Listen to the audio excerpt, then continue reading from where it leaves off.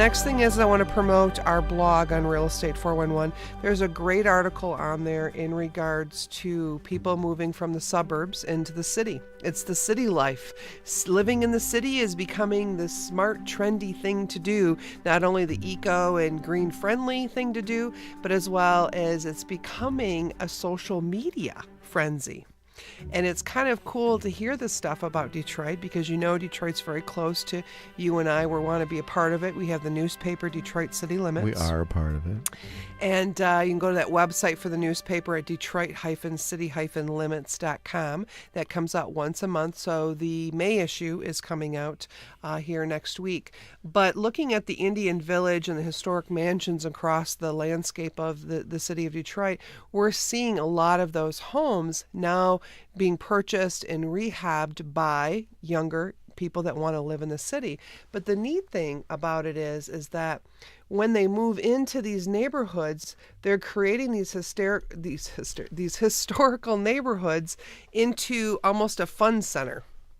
Now they're using social media to promote it, to have events. It's almost like they're creating their own HOA, homeowners association.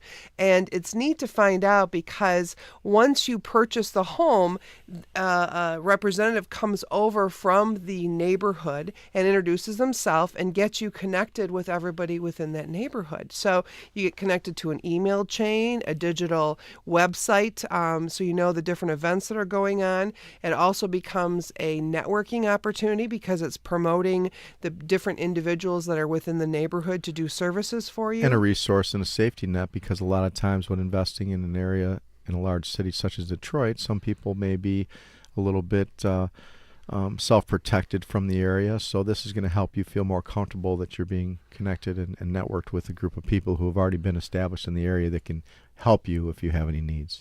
Well, and the other thing is they're doing potluck dinners and cocktail parties, holiday get-togethers.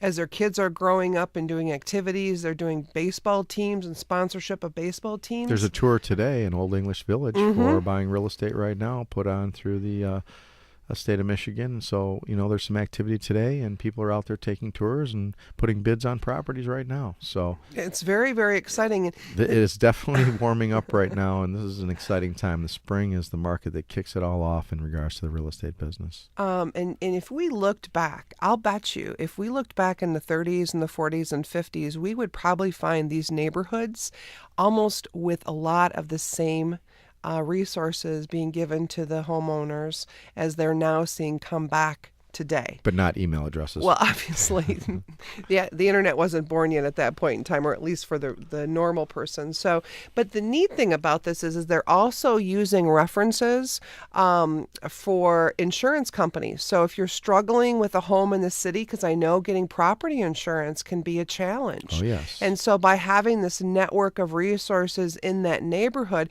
it literally adds value to the real estate because you're not just buying a house in a neighborhood any longer. You're buying a house in a neighborhood that cares about you and your family and your investment. And so it really creates a buzz about what's going on. So, of course, we have the Indian Village Association. We also have the Palmer Woods Association. And even the Palmer Woods are focusing in on concert series.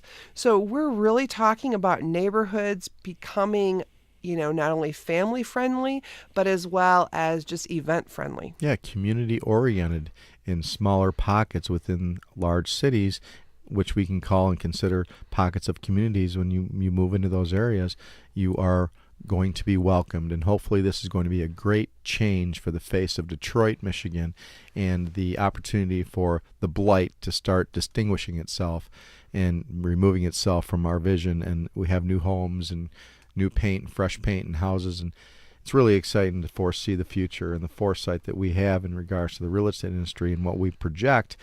We would love to put out there all the time, but a lot of people are still thinking conservatively in regards to the city of Detroit. And give it a few years, but we're really excited to see where our projections are going to go. Well, it's a sense of community. It Yeah, really is. The neighborhoods, they're taking ownership of the neighborhood that they live in and creating that community. Some of the areas are now actually charging dues for the association to come up with money to have a security patrol in the evening. sure.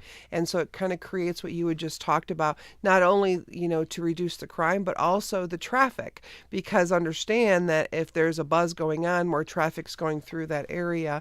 And so they want to make sure they're kind of controlling the traffic flow and what's going out. But there's some great articles out there right now of people that are putting out almost, they're sharing their experience on social media about this welcome mat that went out. So they're not just buying a house they're actually buying the neighborhood. Sure. And what amazing stories and excitement. I get so excited about that because it's the pride of home ownership. It's come back. And not only has it come back, it's come back in Detroit, which, was kind of like that black eye for Michigan, coming out of all of what happened, obviously, in the political arena as well as the housing arena. It was time for this to happen, and I get excited about that. Well, we focus a lot about talking about Detroit.